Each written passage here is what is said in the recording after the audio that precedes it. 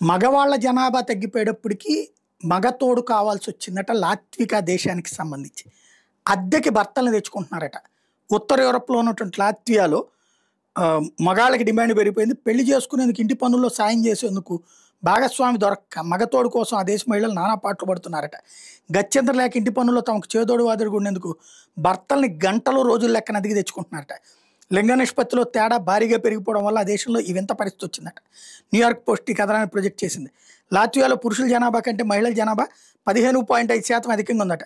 ప్రతి 100 మంది పురుషులకి 115 మంది అమ్మాయిలు ఉన్నారట.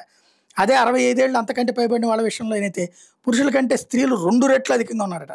దీంతో తమ రోజువారీ జీవితంలో మగవాళ్ళే లేకుండా పోయారని, పని ప్రదేశంలో ఎటు చూసినా మహిళలే కనిపిస్తున్నారని ఆ దేశ స్త్రీలు వాపోతున్నారు. దేశంలో మగవాళ్ల కొరత వల్ల భాగస్వామి కోసం విదేశాలను ఆశ్రయించాల్సి వస్తుందట.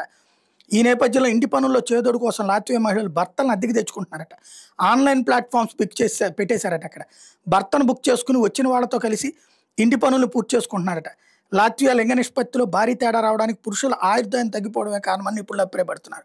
సిగరెట్ తాగడం, ఊబకాయం వంటి అనారోగ్య సమస్యలే లాత్వియాలో పురుషుల సంఖ్య తగ్గిపోవడానికి ప్రధాన కారణం అని చెప్తున్నారు.